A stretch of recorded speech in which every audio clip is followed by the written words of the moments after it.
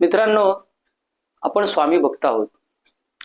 प्रत्येकाला आपल्याला आस असते मनामध्ये कुठेतरी की आपल्याला स्वामींनी दृष्टांत दिला पाहिजे किंवा आपल्याला स्वामींची प्रचिती आली पाहिजे.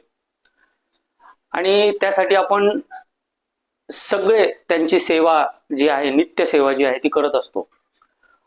पण बऱ्याचशा लोकांच्या मनामध्ये हा गोंधळ आहे की स्वामी आपल्याला त्यांची प्रचिती हवी तशी आपल्याला का येत नाही किंवा आपल्याला त्यांच्या दृष्टांत का मिळत नाही. हा दृष्टांत म्हणजे नक्की काय असतो, ही प्रचिती म्हणजे नक्की काय असते, हे आजच्या व्हिडिओमध्ये आपण बघणार आहोत. आणि त्याच्यासाठी आपण काय केलं पाहिजे, किंबहुना मी काय केलं आणि मला जे काही जाणवलं त्याच्यातून, ते आज मी तुमच्या बरोबर शेअर करणार आहे.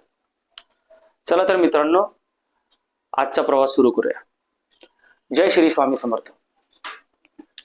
मित्रांनो, श्रद्धा जी असते ना, ही श्रद्धा परमेश्वरावरती आपली जी आपण ठेवतो, तर त्याचा आपलं मूळ जो त्याच्या मागचा आपण हेतू म्हणा किंवा आपलं जे त्याच्या मागचं जे पूर्ण सगळं आपण त्याच्या मागे ज्या काही सगळ्या गोष्टी करतो की आपल्याला त्या परमेश्वराच्या जवळ पोहोचता यावं किंवा परमेश्वर काय हे समजून घेता यावं, त्याचं हवं तसं आपल्याला फळ जे आहे किंवा आपल्याला हवं तसं त्याचं जे सिद्धी आहे ती होत नाही.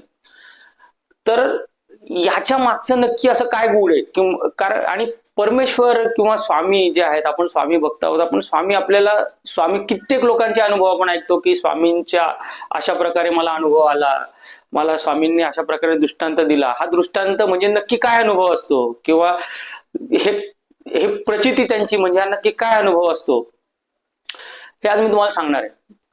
मित्रांनो, श्रद्धा जी आहे ना, हिचा सगळ्यात मूळ जो आधार आहे ना, तो आहे विश्वास. आणि हा विश्वास जो आहे ना, हा विश्वास आपल्या मनाच्या आपलं जे चित्त आहे, आपण त्याला म्हणतो की त्या चित्ताच्या परिस्थितीवरती किंवा त्या चित्ताच्या स्थितीवरती हा विश्वास अवलंबून असतो. कारण होतं असं की आपण जे काही परमेश्वराचा धावा करतो किंवा परमेश्वराच्या जवळ जाण्याचा प्रयत्न करतो, हे सर्वसाधारणपणे आपण जेव्हा दुःखात असतो तेव्हा करतो. आणि ह्या ज्या भावना असतात ना, ह्या भावना आपल्या चित्तामध्ये दडलेल्या असतात की देवा, आता माझ्यावर अशी परिस्थिती आहे, मला या परिस्थितीतून बाहेर काढ किंवा मला वाचव. जेव्हा सर्व पर्याय जेव्हा आपले संपलेले असतात, तेव्हा आपण परमेश्वरापर्यंत जाण्यासाठी धडपड करतो. आणि हे सत्य आहे. कारण कसं आहे माहितीये का, असं म्हणतात की सुखमे जो सुमिरन करे तो दुःख काय को होय. म्हणजे जो माणूस सुखामध्ये परमेश्वराचा धावा करेल त्याला दुःख येणारच नाही. पण आपण सुखामध्ये आपण त्या परमेश्वराला विसरतो म्हणा किंवा आपल्याला गरज वाटत नाही. आणि सुखामध्ये आपल्याला जो येतो तो असतो आपला अहंकार की अरे हे मी केलं आणि हे आता मग काय, ठीक आहे, काय होणार आहे. किंवा जी लोक जेव्हा त्यांच्याकडे सगळं असतं तेव्हा त्यांना असं वाटायला लागतं की परमेश्वर वगैरे काही नाहीये. आणि जे चित्त असतं, ह्या चित्तामध्ये जेव्हा दुःख असतं तेव्हा दुःखामधल्या ज्या भावना असतात त्या जेव्हा आपल्या चित्तामध्ये हावी झालेल्या असतात, तेव्हा आपलं मन जे आहे ना, हे ह्या सगळ्या त्या नामस्मरणामध्ये किंवा त्या विश्वासाप्रती समर्पितच झालेलं नसतं. आणि म्हणून आपल्याला हे जे स्वामींची प्रचिती म्हणा किंवा स्वामींचे अनुभव म्हणा ते काही येत नाही. तर आता याच्यासाठी काय केलं पाहिजे हे तुम्हाला मी अतिशय थोडक्यात सांगणार आहे. कारण मला जेव्हा हे अनुभव आले आणि मला जेव्हा हे येत आहेत आजच्या दैनंदिन जीवनात सुद्धा, जेव्हा मी नित्य सेवा करतो, तेव्हा मला जे काही स्वामींची प्रचिती आणि मला जे स्वामींचे अनुभव येत आहेत, हे मला स्वतःला थक्क करून सोडणारे आहेत. कारण मी त्या गोष्टीवरती काम केलं आणि मी केव्हा मला ते समजलं आणि जेव्हा मी ह्याला वेळ लागतो.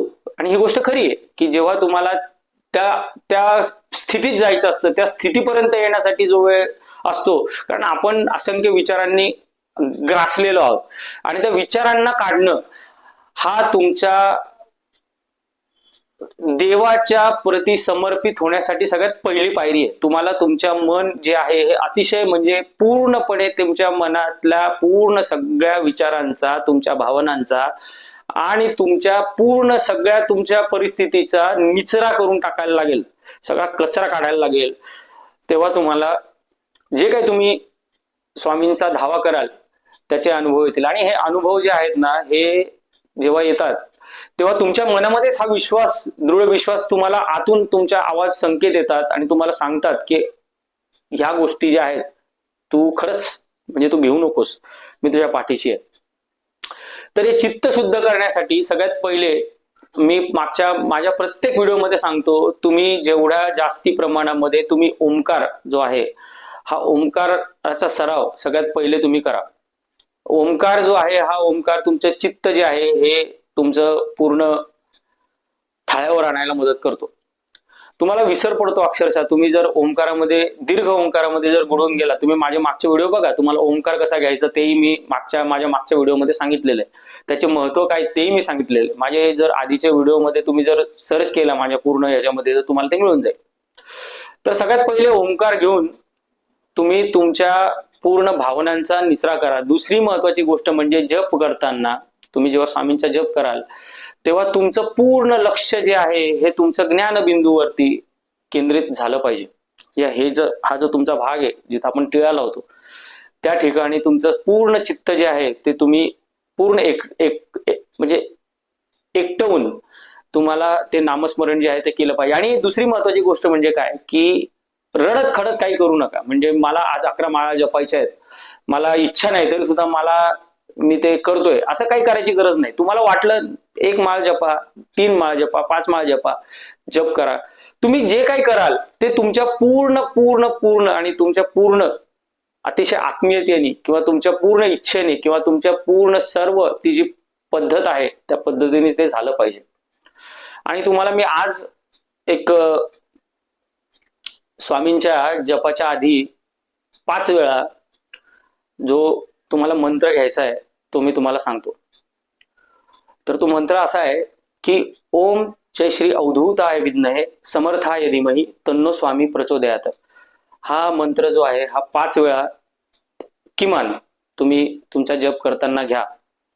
आणि तारक मंत्र जो स्वामींचा आहे तो तारक मंत्र सुद्धा तुम्ही तारक मंत्र म्हणा. त्या तारक मंत्रामध्ये जेव्हा तुम्ही त्याचा अर्थ जेव्हा तुम्ही तारक मंत्राचा तुम्ही स्मरण कराल तेव्हा तुमचं चित्त जे आहे त्याच्यामध्ये विश्वास निर्माण व्हायला तुम्हाला मदत होईल. आणि अतिशय अतिशय प्रचंड म्हणजे ती जी शक्ती आहे ती जेव्हा तुम्हाला जाणवेल, जेव्हा तुम्ही त्याचा अनुभव घ्याल, तेव्हा तुमचं मन पूर्णपणे सगळ्या गोष्टींच्या बद्दलच्या विश्वासाने भरून जाईल. बघा, ही श्रद्धा आहे का अंधश्रद्धा आहे, म्हणजे याच्यावरती कोणी काय वाद घालावं ते घालावं बापडा, मला काही त्याच्याशी कर्तव्य नाही. मी सुद्धा एक शिकला सवरलेला माणूस आहे. पण तुम्हाला मी सांगू का, मी जेव्हा ह्या सगळ्या गोष्टींमधून गेलो ना मित्रांनो, तेव्हा तेव्हा तेव्हा काय आहे स्वामी हे समजलं मला. म्हणजे ह्या सगळ्या गोष्टींच्या ह्या तुमच्या आकलनाच्याही पलीकडे जेव्हा तुम्ही या सगळ्या ह्या पद्धतीने तुम्ही जेव्हा जाल, तुम्ही बघा, तुम्हाला मी परत सांगतो, खूप सोपं आहे हो. फक्त काय माहिती का, आपलं मन एक ठिकाणी राहत नाही. ओंकार, दुसरी गोष्ट म्हणजे तारक मंत्र. आणि तुम्ही जेव्हा जप कराल, तुम्ही 1, 3, 5, 11, 7, 11 तुम्ही जे काही तुम्ही ठरवाल, तुम्हाला जेवढा स्वामींचा जप करायचा आहे, माळ जपायच्या आहेत तुम्हाला, तेवढा तुम्ही ठरवून तुम्ही ते करा. आणि जेव्हा तुम्ही ते कराल ना, तेव्हा ते चित्त जे आहे ते ठिकाणावर ठेवून तुम्ही जेव्हा ते पूर्ण तुमच्या त्या ज्ञानबिंदूवरती तुम्ही तुमचं मन केंद्रित करून जेव्हा तुम्ही तो जप कराल, तेव्हा तुम्हाला आतमध्ये काय जाणवतं हे तुम्हाला समजेल. सुरुवातीला तुम्हाला खूप कमी वेळ, नंतर तुम्ही पूर्ण दिवस ती ऊर्जा तुमच्या सोबत घेऊन जा. आणि मी परत एकदा सांगतो तुम्हाला, तुम्ही ओंकार जो आहे, हा ओंकार हा तुमच्या सगळ्या गोष्टींचा मुळात आहे. आणि ओंकारापेक्षा शक्तिशाली काहीही नाहीये. विश्वास ठेवा, खरंच काही नाही. म्हणजे हे आपल्या जवळ आहे पण आपल्याला त्याची किंमत नाहीये. पण तुम्ही करून बघा आणि तुम्हाला मी विश्वास ठेवा, तुम्हाला त्या स्वामींचा साक्षात्कारही होईल, तुम्हाला त्या स्वामींची प्रचितीही येईल आणि तुमची जी प्रार्थना आहे त्या स्वामींकडे ती सुद्धा त्यांच्यापर्यंत नक्की पोहोचेल. ह्या गोष्टीचा विश्वास ठेवा तुम्ही. आणि मित्रांनो, आज मी इथेच थांबतो. मला जे काही वाटेल मी थोड्या याच्यामधून तुम्हाला सांगत जाईल. मला एका व्हिडिओमध्ये सगळ्या गोष्टी सांगणं शक्य नाही, कारण खूप मोठा व्हिडिओ होईल. तर आज मला जेवढं सांगता आलं तेवढं मी सांगेल. मला जसं सुचेल तसं मी तुमच्या समोर मांडतच जाईल. आणि थोड्या थोड्या पायऱ्या ज्या आहेत त्या ज्या काही मला आकलन झालं त्या पायऱ्या तुमच्या समोर मी आणीन. त्यामुळे मित्रांनो, माझ्या चॅनलला सबस्क्राईब करा, जास्तीत जास्त लाईक करा, कारण तुमच्या लाईक केल्याने मला बळ मिळेल माझ्या कामासाठी. आणि जास्तीत जास्त लोकांपर्यंत माझा व्हिडिओ शेअर करा.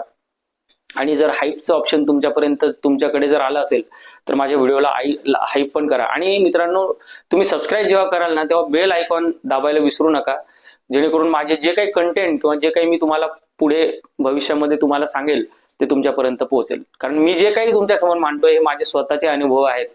त्यामुळे मला जसं वाटेल जसं सुचेल तसं मी ते तुमच्यासमोर मांडण्याचा प्रयत्न करतो. तर मित्रांनो, मी आज इथेच थांबतो. नमस्कार. जय श्री स्वामी समर्थ.